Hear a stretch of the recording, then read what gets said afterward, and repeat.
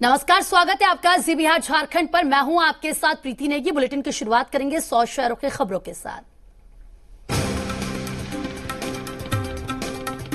बिहार में राज्य मानवाधिकार आयोग के उप सचिव भी कोरोना संक्रमण की चपेट में आ गए हैं। उनकी रिपोर्ट पॉजिटिव आने के बाद आयोग कार्यालय के कर्मचारियों को होम क्वारंटीन में भेज दिया गया है।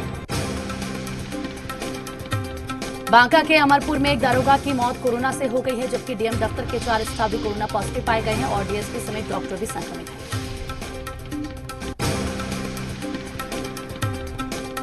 मधुबनी में पंडौल थाना क्षेत्र के बिरसायर गांव के पास बेखौफ अपराधियों ने पिस्टल की नोक पर मसाला कारोबारी के साथ लूट की और 2 लाख नगद सहित बाइक लेकर चलते बने। अरवल में मेहंदिया थाना क्षेत्र के मूसेपुर गांव में झोपड़ी गाड़ने को लेकर 2 पक्षों के बीच विवाद हो गया और मारपीट के बीच फायरिंग शुरू हो गई, जिसमें 2 शख्स को गोली लग गई है, जिसे इलाज के लिए सदर अस्पताल में भर्ती कराया गया। मोतिहारी में एक युवक की पिटाई का वीडियो वायरल हो रहा है। युवक पर लड़की से फोन पर बात करने के आरोप में लोगों ने उसे बांध दिया और बहने में से उसकी पिटाई की। मुजफ्फरपुर में बाढ़ पीड़ितों ने आपदा के समय इलाके में सांसद और विधायक के नहीं आने से नाराज लोगों ने बोचहा विधायक बेबी कुमारी और सांसद अजय निषाद के लापता होने के पोस्टर्स लगाए। मधुबनी पुलिस ने हथियार के साथ हत्या के 2 आरोपियों को गिरफ्तार किया है। पुलिस ने दोनों अपराधियों को नेपाल बॉर्डर के पास से गिरफ्तार किया। धनबाद के सिंधी थाना क्षेत्र में रहने वाली एक महिला ने वार्ड 53 की पार्षद के पति गणेश चंद्र महतो और बीजेपी नेता प्रमुख सिंह पर छेड़खानी का आरोप लगाया। लोहरदगा में सेना थाना क्षेत्र के अलौदी गोसाई टोली में एक युवक का शव कुएं से मिला है, जिसे ग्रामीणों की मदद से बाहर निकाला गया है। पुलिस ने शव को पोस्टमार्टम के लिए भेजा। मोतिहारी में बाढ़ का कहर जारी है। नारायणी नदी पूरे उफान पर है। वहीं बाढ़ की तेज बहाव से सरोतर से बजिया, चंदपरसा, बेतिया, बसंत और कई जगह बाढ़ की चपेट में। नेपाल से आई बाढ़ का मोतिहारी में गांव, शहर, रेल लाइन सब डूबने के बाद अब एशियन हाईवे पर असर पड़ा है। बाढ़ के तेज बहाव की वजह से पहले से ही टूटी सड़क अब बह गई है। जगह जगह गड्ढे हो गए हैं, लिहाजा जिला प्रशासन ने एशियन हाईवे 42 पर 29 जुलाई तक यातायात पर रोक लगा दी है। सीतामढ़ी जिले में बाढ़ के पानी से कई गांव घिरे हुए हैं, जिसके कारण लोगों को काफी परेशानियों का सामना करना पड़ रहा है।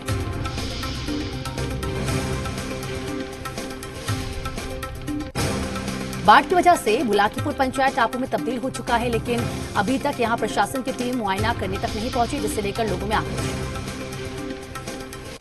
मोतिहारी में 2 बच्चों की डूबकर मौत हो गई है। घटना कल्याणपुर प्रखंड की है। जानकारी के मुताबिक घटना बांस घाट चौक के पास आमसान घाट के दाह संस्कार से लौटकर 5 बच्चे पोखर में नहाने गए थे, तभी 5 बच्चे डूबने लगे, जिनमें से 2 की मौत हो गई, जबकि बाकी 3 बच्चों को ग्रामीणों ने बचा लिया। मधुबनी में सड़क पर बने गड्ढे के पानी में डूबने से बुजुर्ग की मौत हो गई है। घटना से नाराज लोगों ने शव के साथ सोयली चौक पर जाम प्रदर्शन किया।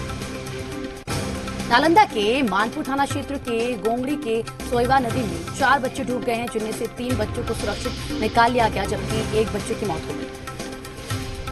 खगड़िया में बेलदौर थाना क्षेत्र के बेलदारी बहियार में बाढ़ के पानी में डूबने से एक 4 वर्षीय बच्चे की मौत हो गई। मधुबनी में भारी बारिश से धौंस सहित कई नदियां का जलस्तर बढ़ गया है। मधवापुर प्रखंड में बिशनपुर पंचायत के दर्जनों घर बाढ़ की चपेट में आ गए हैं। इधर गया में इस कदर सूखा पड़ा है कि लोग बारिश के लिए भगवान से प्रार्थना कर रहे हैं। इमामगंज प्रखंड क्षेत्र के दिगरा पहाड़ी पर भगवान इंद्र को जगाने के लिए लोगों ने पूजा पाठ की। बेतिया नगर अध्यक्ष बीजेपी नेता कन्हैया की कोरोना से हुई मौत को लेकर पप्पू यादव ने बीजेपी के प्रदेश अध्यक्ष संजय जायसवाल को आड़े हाथ लिया और कहा कि कन्हैया को कोई मदद नहीं मिली। मुंगेर में मनरेगा से जुड़े मजदूरों से बिना मास्क और बिना सोशल डिस्टेंसिंग के काम कराया जा रहा है, जिसे लेकर वार्ड सदस्य की दलील है कि मजदूर बिना मास्क के ही काम करने पर मजबूर हैं। दरभंगा के हायाघाट में सबसे ज्यादा लोग बाढ़ से प्रभावित हैं। बागमती, कमला, बलान, कोसी, कमला और अधवारा समूह की नदियां उफान पर हैं। छपरा के पानापुर, तरैया, परसा और मकेर की 12 पंचायतों के 35 गांव बाढ़ से प्रभावित हैं। 42 नाव का परिचालन राहत बचाव के लिए किया जा रहा है।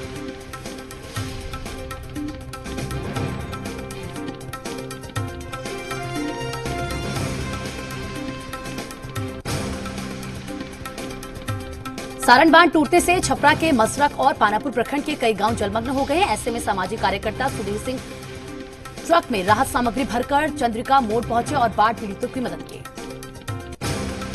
गोपालगंज के 4 नए प्रखंडों में बाढ़ का पानी प्रवेश कर गया है। बैकुंठपुर प्रखंड में 7 जगह सारण बांध टूट जाने से पहले से पूरा इलाका डूबा हुआ है।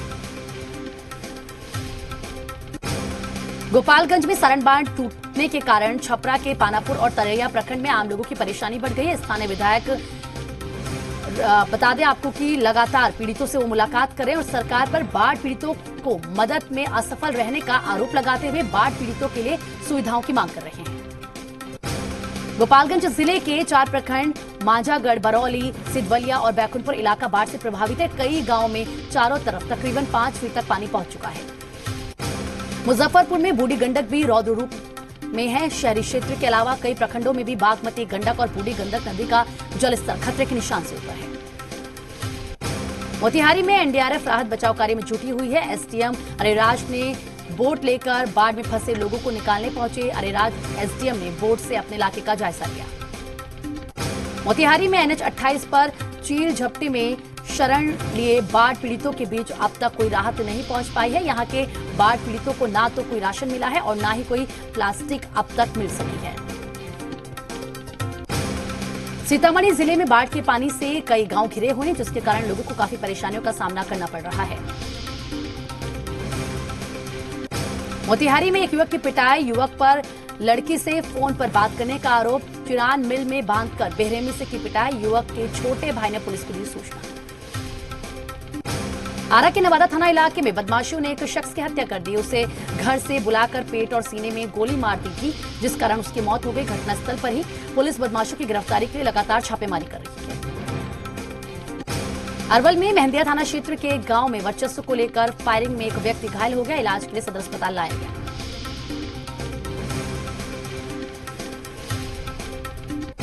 मुजफ्फरपुर मुसहरी में पेड़ से युवक का शव लटका मिला। पुलिस ने शव को कब्जे में लेकर मामले की जांच शुरू की। सीवान के मशरक थाना क्षेत्र के चंदेश्वर मोड़ पर सड़क हादसे में एक पिता और पुत्र घायल हो गए। पिता के अस्पताल ले जाने के दौरान मौत हो गई। विक्रम के निसरपुरा गांव के पास तेज रफ्तार 2 ट्रकों में भिड़ंत हो गई। हादसे में दोनों ट्रकों के चालक गंभीर रूप से घायल हो गए। पुलिस ने दोनों ट्रकों को जब्त कर आगे की कार्रवाई शुरू की। बाढ़ के अचुआरा गांव में गंगा स्नान करने गए युवक की डूबने से मौत हो गई। स्थानीय लोगों ने लाश को एनएच 31 पर रखकर सड़क जाम की और मुआवजे के लिए सरकार से मांग की। सावन का चौथा सोमवार आज है। कोरोना काल में लोग घरों में ही पूजा कर रहे हैं। मंदिरों में श्रद्धालुओं के जाने पर रोक है। पटना में कोरोना काल में पाबंदी के चलते भक्त मंदिरों तक नहीं आ रहे हैं, जिसकी वजह से दुकानदार मायूस हैं। सावन सोमवार पर कभी मंदिरों में भारी भीड़ हुआ करती थी। मंदिरों के बाहर दुकानदारों की चांदी रहती थी, लेकिन कोरोना काल में सब कुछ फीका पड़ गया है। पाबंदी के चलते भक्त मंदिरों तक नहीं आ रहे। बाढ़ में सावन सोमवार को लेकर श्रद्धालुओं में गजब उत्साह है। मंदिर के पट सुबह से ही बंद थे। ज्यादातर लोग सोशल डिस्टेंसिंग की धज्जियां उड़ाते दिखे। बहुत से भक्तों ने मास्क का इस्तेमाल तक नहीं किया। बाढ़ में सावन सोमवार को लेकर श्रद्धालुओं में गजब उत्साह है। उमानाथ मंदिर में भक्तों की सबसे ज्यादा भीड़ है। भक्त गंगा स्नान के बाद यहां पूजा पाठ करते नजर आए। मुजफ्फरपुर में बाढ़ग्रस्त पारू प्रखंड के नक्सल क्षेत्र चक्की सुहागपुर में डीएम ने दौरा किया। डीएम ने अधिकारियों को पॉलिथीन शीट, सामुदायिक किचन, फूड पैकेट्स और नाव संचालन की व्यवस्था को लेकर निर्देश दिए।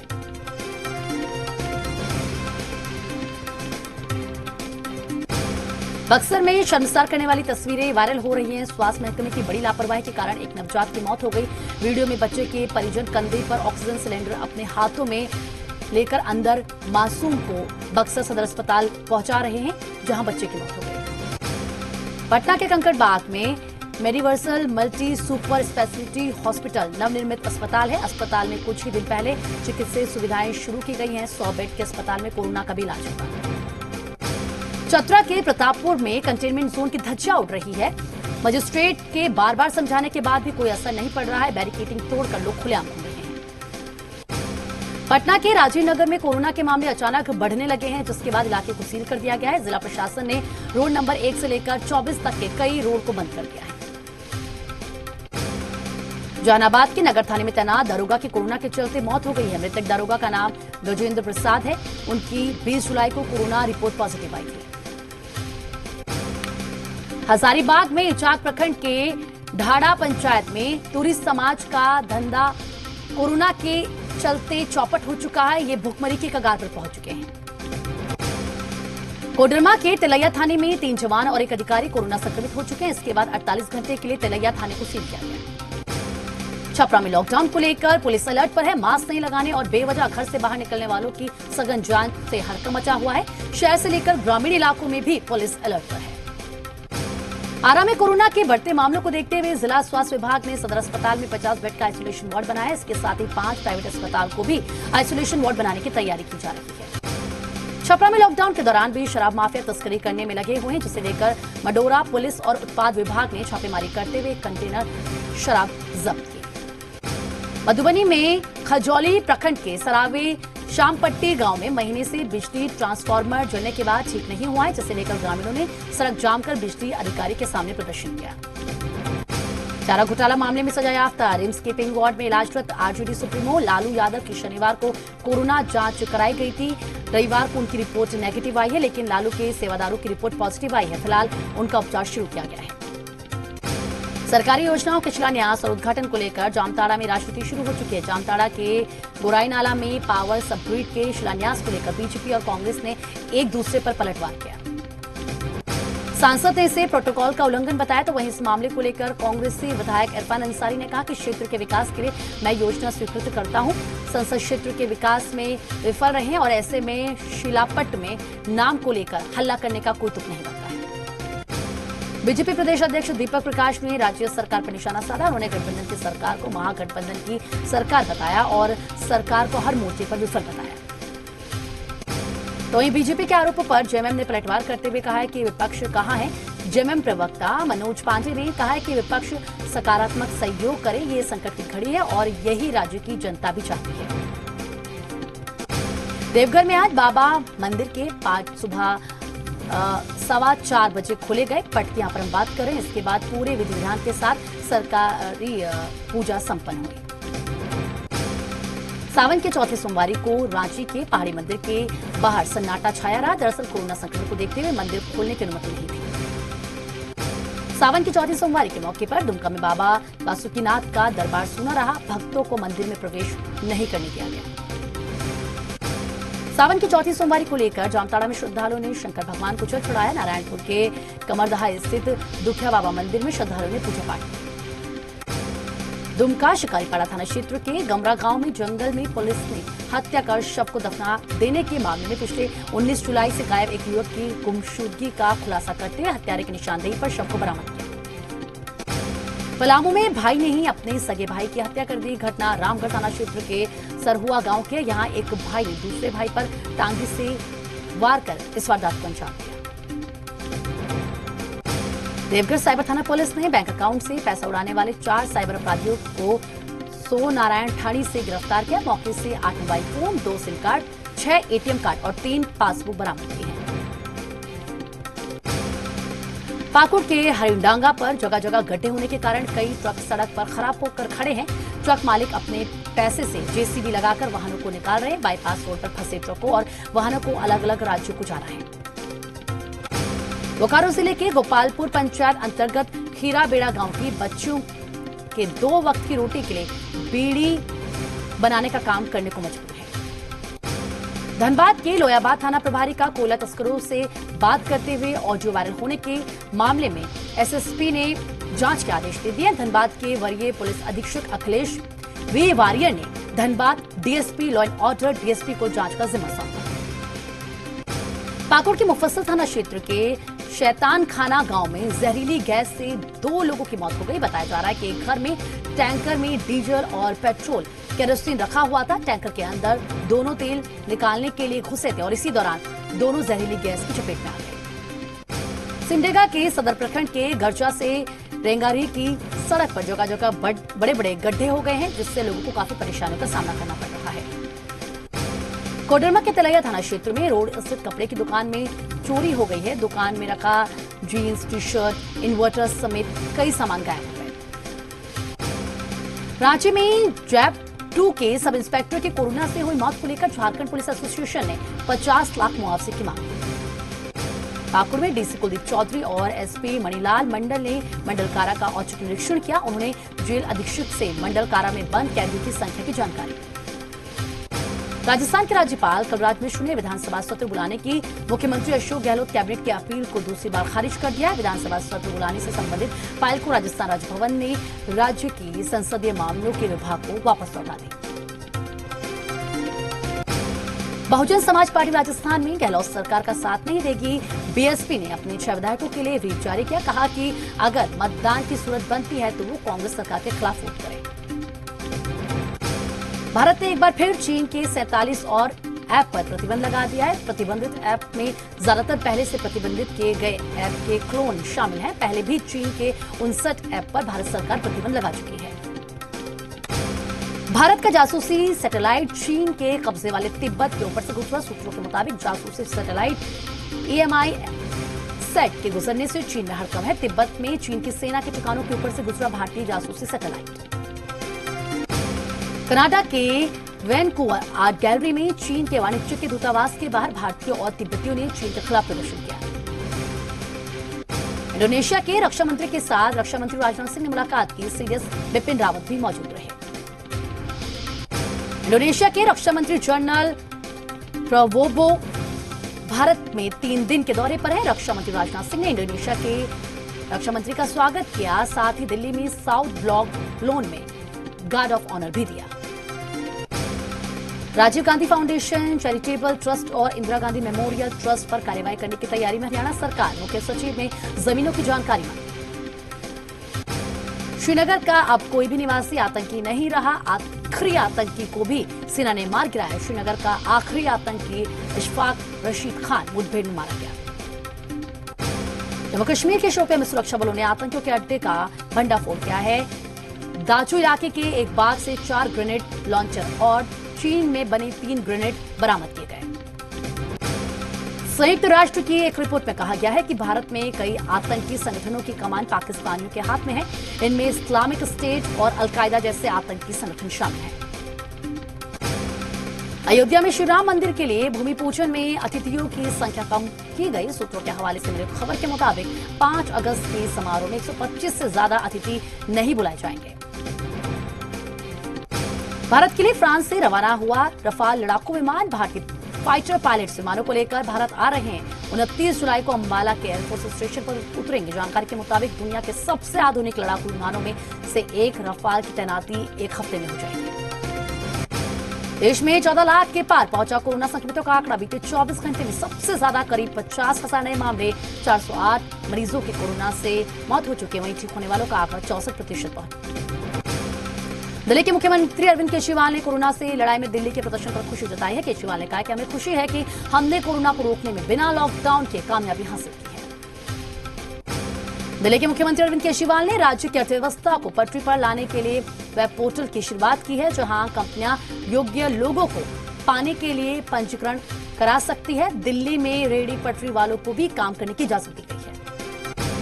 दिल्ली में कोरोना से ठीक होने वालों का आंकड़ा 87.95% हो गया है। दिल्ली में कोरोना के अभी 11,904 एक्टिव केस हैं। 24 घंटे में यहां कोरोना के 1,075 नए केस सामने आए हैं। मुंबई में कल कोरोना के 1,101 नए मामले सामने आए। पिछले 24 घंटे के दौरान यहां कोरोना से 57 मौतें हुई हैं। मुंबई के नानावती अस्पताल में कोरोना का इलाज करा रहे सुपरस्टार अमिताभ बच्चन ने एक वीडियो जारी किया है। अमिताभ ने इस वीडियो में आइसोलेशन में रह रहे मरीजों के मानसिक व्यवस्था के संघर्ष के बारे में बात की है। ऑस्कर विजेता संगीतकार AR रहमान ने कहा है कि बॉलीवुड में प्रतिभा के खिलाफ सुनियोजित साजिश चल रही है। रहमान ने कहा कि बॉलीवुड में एक गिरोह है जो उन्हें काम देने से लोगों को रोक रहा है। महाराष्ट्र आरक्षण पर सुप्रीम कोर्ट में सुनवाई 1 सितंबर तक चली। सुप्रीम कोर्ट को महाराष्ट्र सरकार ने बताया कि सरकार ने कोरोना के मद्देनजर 15 सितंबर तक सरकारी नौकरियों में कोई भर्ती नहीं करने का फैसला किया है। दिल्ली पुलिस की जांच में खुलासा हुआ है कि गैंगस्टर जितेंद्र गोगी तिहाड़ जेल से अपने जुर्म का साम्राज्य चला रहा है। जितेंद्र गोगी ने रोहिणी के कारोबारी से 5 करोड़ रुपए की रंगदारी मांगी है। उत्तर प्रदेश के कासगंज में एक ही परिवार के 3 लोगों की हत्या हो गई। जानकारी के मुताबिक हत्या पुरानी रंजिश के चलते की गई है। दिल्ली में पुलिस ने मैट्रिमोनियल साइट पर फर्जी अकाउंट बनाकर महिलाओं को जाल में फंसाकर ठगी करने वाले शख्स को गिरफ्तार किया। आरोपी पुलिस से बचने के लिए बार बार जगह बदल लेता था। देवबंद से दारुल उलूम ने बकरीद से ठीक पहले फतवा जारी किया, जिसमें कहा गया है कि कुर्बानी के पैसों से कुर्बानी का जायज नहीं मानी जाएगी, यानी कि इस पैसों को दान करना ठीक नहीं।